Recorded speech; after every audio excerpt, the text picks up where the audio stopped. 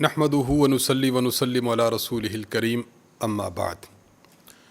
صراط مستقیم کورس سبق نمبر 8۔ آج کے کورس میں بھی انشاءاللہ العزیز 5 باتیں بیان ہوں گی۔ نمبر 1 قرآن کریم کی آیت، نمبر 2 حدیث مبارک، نمبر 3 عقیدہ، نمبر 4 مسئلہ اور نمبر 5 دعا۔ قرآن کریم میں سورۃ النساء آیت نمبر 171 اللہ تعالیٰ ارشاد فرماتے ہیں: اعوذ باللہ من الشیطان الرجیم، بسم اللہ الرحمن الرحیم، یا اہل الکتاب لا تغلوا فی دینکم ولا تقولوا علی اللہ الا الحق۔ اے اہل کتاب، اپنے دین میں حد سے نہ بڑھو اور اللہ کے بارے میں حق بات کے علاوہ اور کوئی بات نہ کہو۔ انما المسیح عیسی ابن مریم رسول اللہ وکلمتہ، مسیح عیسیٰ بن مریم تو محض اللہ کے رسول ہیں اور اللہ کا ایک کلمہ تھا جو اس نے مریم تک پہنچایا تھا، اور ایک روح تھی جو اسی کی طرف سے تھی۔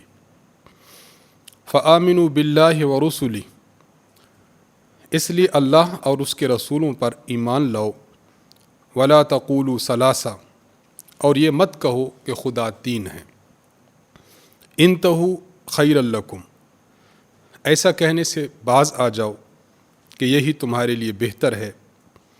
انما اللہ الہ واحد، اللہ تعالیٰ تو ایک ہی معبود ہے۔ سبحانہ ان یکون لہ ولد، اللہ اس سے پاک ہے کہ اس کا کوئی بیٹا ہو۔ لہ ما فی السماوات و ما فی الارض، آسمانوں میں زمین میں جو کچھ ہے اسی کا ہے۔ وکفیٰ باللہ وکیلا، اور سب کی دیکھ بھال کے لیے اللہ تعالیٰ ہی کافی ہے۔ اللہ تبارک و تعالیٰ نے اس آیت مبارکہ میں اہل کتاب کو خصوصیت کے ساتھ خطاب فرما کر ارشاد فرمایا ہے کہ اہل کتاب کو چاہیے کہ یہ دین میں غلو نہ کریں۔ غلو کا معنی ہوتا ہے کہ دین میں بڑھ کر کوئی بات نہ کرے۔ جتنی بات دین کے حوالے سے اللہ تعالیٰ اپنے پیغمبروں کی زبانی بتا دیتے ہیں، اس بات کو یوں سمجھے کہ پھلاند کر انسان اور قدم اٹھا کر ایک بات کہے تو اسے غلو کہا جاتا ہے۔ یوں ہم کہہ سکتے ہیں کہ دین میں حد سے تجاوز نہ کرو، دین میں حد سے نہ بڑھو۔ اور ایسا ہوا کہ اہل کتاب میں سے یہود وہ حد سے بڑھے، ان کا معاملہ الگ ہوا۔ غلو کیا نصارہ اور عیسائیوں نے، ان کا معاملہ الگ ہوا۔ یہود نے جو غلو کیا، جو حد سے بڑھے، اس کا پس منظر یہ تھا کہ اللہ تبارک و تعالیٰ نے ان کو اہل علم بنایا تھا۔ ان میں پے در پہ انبیاء علیہم السلام کا سلسلہ آیا، لیکن ان لوگوں نے غلو یہ کیا کہ انبیاء علیہم السلام کو ماننے سے انکار کر دیا۔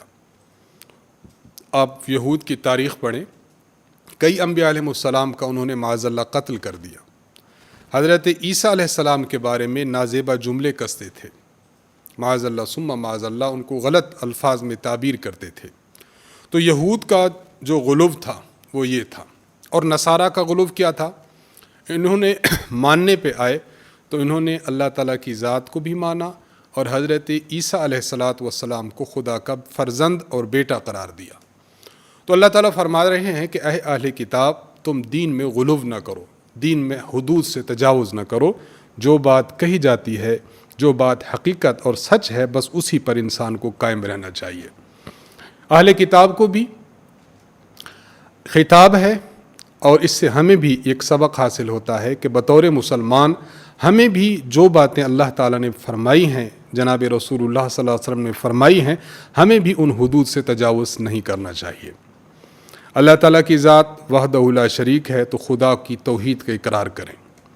جناب رسول اللہ صلی اللہ علیہ وسلم اور دیگر انبیاء علیہم السلام، ان کو اللہ کا رسول، اللہ کا بندہ اور اللہ تعالیٰ کا چنا ہوا پیغمبر ماننا چاہیے۔ اس طرح ہمیں نہیں کرنا چاہیے کہ اللہ تعالیٰ کی جو صفات ہیں وہ انبیاء علیہم السلام میں مانیں، معاذ اللہ۔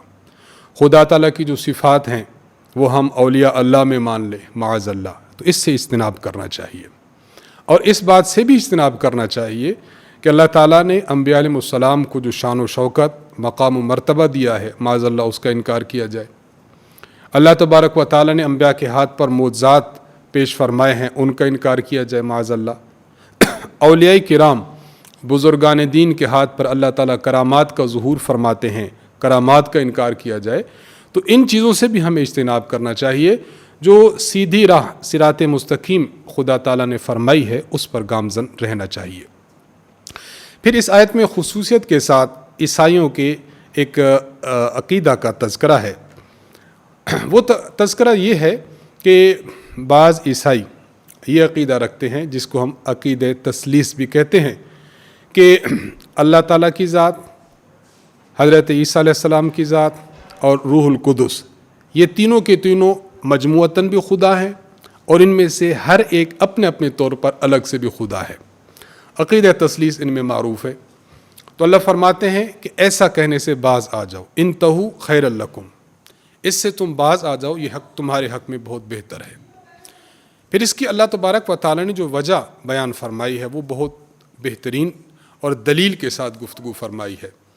اللہ تعالیٰ ارشاد فرماتے ہیں کہ دیکھیں، بیٹا وہ بناتا ہے، اپنے ساتھ خدا کسی اور کو وہ رکھے گا، یعنی یوں سمجھیے کہ اگر ایک ذات ہے اپنے ساتھ اوروں کو شریک اس وقت کرتی ہے کہ جب جو چیزیں اس نے پیدا کی ہوں ان کی نگرانی سے، ان کو رزق و روزی دینے سے، ان کی تخلیق سے جب عاجز اپنے ساتھ اوروں کو ٹھہراتی ہے۔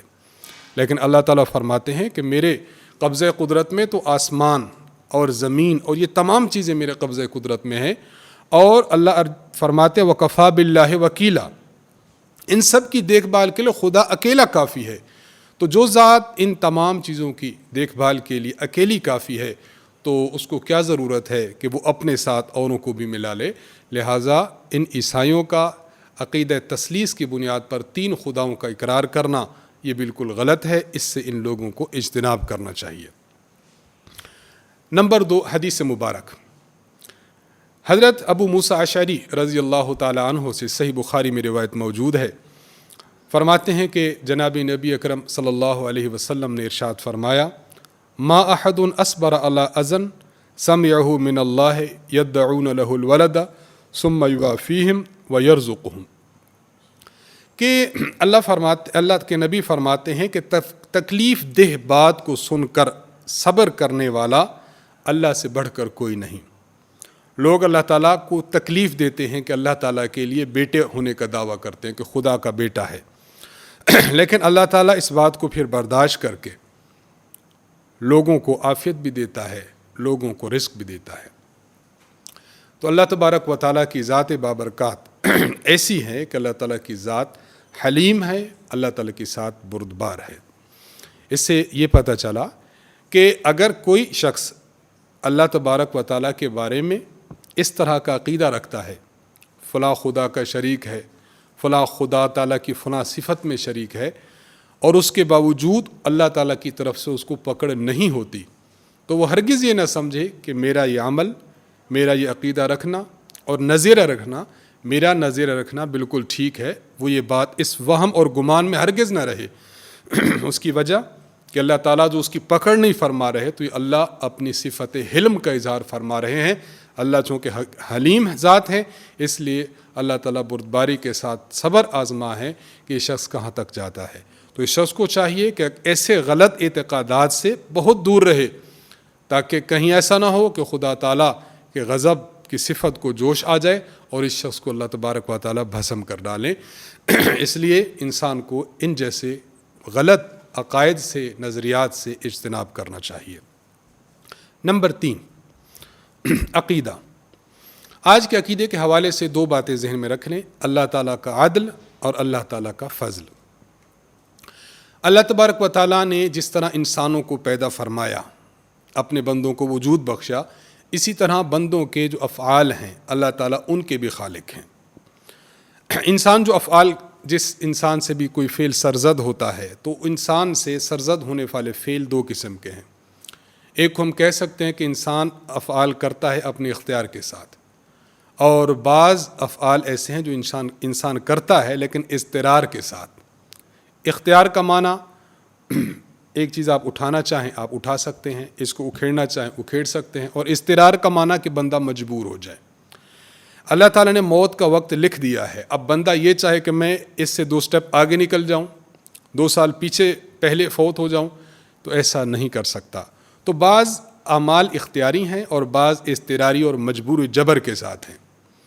اب کوئی شخص جو ایسے امور جو اضطراری ہیں، رزق ہے خدا نے جو لکھ دیا، جتنی انسان کوشش کر لے، کوشش اپنی جگہ پر کرنی چاہیے، لیکن جو حد اللہ نے اپنے علم کے مطابق مقرر کی ہے انسان اس کو کراس نہیں کر سکتا۔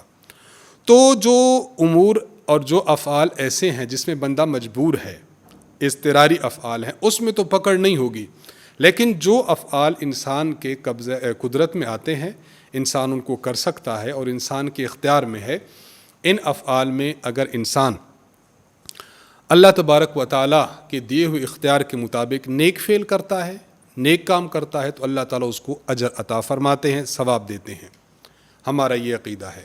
اور وہ اختیاری کام جس میں اپنے اختیار سے انسان غلط راہ پر چلتا ہے، گناہ کرتا ہے، تو ان کاموں اور ان افعال پر اللہ تعالیٰ بندے کی پکڑ فرماتے ہیں اور اللہ تعالیٰ اس بندے کو گناہ دیتے ہیں۔ تو اللہ تبارک و تعالیٰ اگر انسان کو دیتے ہیں، توفیق دیتے ہیں، اور بندہ نیک کام کرتا ہے، تو بندے کو اترانا نہیں چاہیے کہ چونکہ نیک کام کیا اس لیے اللہ تبارک و تعالیٰ مجھے دے رہے ہیں۔ انسان کو دیکھنا چاہیے کہ اگر اللہ توفیق ہی نہ دے تو میں کام کیسے کرتا۔ اللہ نے مجھے اتنی نعمتوں سے نوازا ہے، اگر میں نے یہ نیکی کر دی ہے تو پھر اللہ تعالیٰ مجھے جو دے رہے ہیں میرا حق نہیں ہے، یہ خدا تعالیٰ کا فضل و کرم ہے۔ اور اگر کوئی بندہ گناہ کرتا ہے، اللہ تعالیٰ اس پر پکڑ فرماتے ہیں، تو یہ اللہ تعالیٰ کا قانون عدل ہے۔ تو انسان کو دونوں پہلو سامنے رکھنے چاہیے، عدل کا پہلو بھی اور فضل کا پہلو بھی۔ نمبر 4، آج کا مسئلہ۔ آج کے مسئلہ میں ہم غسل کی 3 اقسام پیش کریں گے۔ غسل کی 3 قسمیں ہوتی ہیں، نمبر 1 فرض، نمبر 2 سنت، نمبر 3 مستحب۔ فرض غسل مرد اور عورت، خاوند اور بیوی جب آپس میں ملتے ہیں تو جنابت کی حالت میں غسل مرد پر واجب ہوتا ہے۔ مرد پر اس کے علاوہ اور کسی قسم کا غسل فرض نہیں ہے۔ ہاں، خواتین پر جنابت کے علاوہ غسل واجب ہوتا ہے، جب نفاس سے فارغ ہوتی ہیں تو اس وقت بھی غسل کرنا فرض ہے، اسی طرح جب مینسز سے فارغ ہوتی ہیں تو اس وقت بھی ان پر غسل کرنا فرض ہوتا ہے۔ اسی طرح اگر کوئی میت ہے، بندہ فوت ہو چکا ہے، تو اس کو بھی غسل دینا یہ پسماندگان کے ذمہ فرض ہوتا ہے۔ تو یہ قسم ہوگی فرض غسل۔ نمبر 2 سنت غسل، جمعہ کے دن غسل کرنا یہ سنت ہے، عید الفطر کو یہ بھی سنت ہے، عید الاضحیٰ کو یہ بھی سنت ہے۔ انسان احرام باندھتا ہے حج کا یا عمرہ کا، تو احرام باندھنے سے پہلے غسل کرنا یہ بھی سنت ہے۔ اسی طرح عرفہ کے دن 9 ذو الحجہ کو یہ غسل کرنا بھی سنت ہے۔ نمبر 3 مستحب غسل، بعض مقامات ایسے ہیں کہ جن میں غسل کرنا مستحب ہے، پریفریبل ہے، اچھا ہے۔ مثلا خوف کے وقت انسان پر کسی قسم کا خوف طاری ہوتا ہے تو غسل کرنا مستحب ہے۔ آندھی چل رہی تھی، آندھی رفع ہوئی، ختم ہوئی، اس وقت غسل کرنا مستحب ہے۔ اسی طرح سورج گرہن اور چاند گرہن، اس کے وقت بھی غسل کرنا مستحب ہے۔ تو یہ غسل کی 3 اقسام تھیں۔ شریعت کے مسائل ہیں تو امت کو سمجھنا بہت زیادہ ضروری ہے۔ مرد کے جسم سے جو پانی نکلتا ہے، ایک تو پیشاب نکلتا ہے، اور 3 قسم کا اور پانی ہے۔ نمبر 1 منی، نمبر 2 مزی، اور نمبر 3 ودی۔ ان تینوں کو فرق بھی سمجھ لیں اور ساتھ ساتھ ہر ایک کا حکم بھی سمجھ لینا چاہیے۔ جب آدمی ہم بستر ہوتا ہے بیوی کے ساتھ، تو اس وقت ابتدا میں جو مادہ جوش کے ساتھ نکلتا ہے اور انسان کا جوش بڑھتا ہی رہتا ہے، کم نہیں ہوتا، اس مادہ کو مزی کہتے ہیں۔ اور جس وقت ہم بستر ہو اور یہ مادہ نکلے، یعنی اس مادہ کے ذریعے نکلنے سے انسان کا جوش ٹھنڈا ہو جاتا ہے اور انسان کی انسان کو مزہ آ جاتا ہے، لذت حاصل ہوتی ہے، تو اس دوسرے پانی کو کہتے ہیں منی۔ اور نمبر 3، انسان بیمار ہو، پیشاب کرے ہو تو اس کے بعد کچھ سفید قطرات نکلیں، یا کسی بھاری بھر چیز کو اٹھاتا ہے یا اس کو کوئی چوٹ پہنچتی ہے، تو اگر اس کو کوئی ایسے قطرات آتے ہیں کہ جس سے مزہ نہیں آتا، بس لیسدار مادہ خارج ہوتا ہے، اس کو کہتے ہیں ودی۔ یہ 3 قسم کے پانی نکلتے ہیں۔ اگر منی نکلتی ہے ہم بستری ہونے کی صورت میں اور مزہ آنے کی صورت میں، لذت کے حاصل ہونے کی صورت میں، تو اس سے مرد پر غسل واجب ہوتا ہے۔ نمبر 2، مزی، اگر یہ نکلتی ہے تو اس سے وضو ٹوٹتا ہے، اس سے غسل واجب نہیں ہوتا۔ اور نمبر 3، ودی نکلنے کی صورت میں نہ اس پر غسل تو واجب نہیں ہوتا، البتہ اس سے وضو ٹوٹ جاتا ہے۔ تو یہ 3 قسمیں پانی کی ہیں، ان کو اچھی طرح سمجھنا ضروری ہے تاکہ زندگی میں مسائل پیش آتے ہیں تو شرعی رہنمائی ہمارے پاس موجود ہونی چاہیے۔ نمبر 5، آج کی دعا۔ مسجد میں جب انسان داخل ہو تو مسجد میں داخل ہونے کے لیے پہلے دایاں پاؤں اندر رکھیں، دایاں پاؤں اندر رکھتے ہوئے یہ دعا پڑھی جائے، اللہم افتح لی ابواب رحمتک، اللہم افتح لی ابواب رحمتک، اے اللہ میرے لیے اپنی رحمت کے دروازے کھول دیجئے۔ ہم اللہ تعالیٰ کے گھر میں جا رہے ہیں، تو جب انسان کسی کے گھر میں جاتا ہے تو اس گھر کی جو عنایات ہوتی ہیں، اس گھر کی جو ہے وہ کرم فرمائیاں ہوتی ہیں، وہ بندے پر لاگو ہوتی ہیں۔ تو جب ہم خالق کائنات کے گھر مسجد میں جا رہے ہیں تو ہم بھی اللہ تبارک و تعالیٰ سے رحمت کی دعا مانگیں کہ اے اللہ ہم پر اپنی رحمت کے دروازے کھول دے۔ جب انسان رب تعالیٰ کے گھر میں جاتا ہے تو اللہ کی طرف سے پھر رحمت کا دروازہ کھلتا ہے اور انسان کی بگڑی بن جاتی ہے۔ اس دعا کے ساتھ آج کا صراط مستقیم کورس کا سبق نمبر 8 ختم ہوتا ہے۔ وآخر دعوانا ان الحمد للہ رب العالمین۔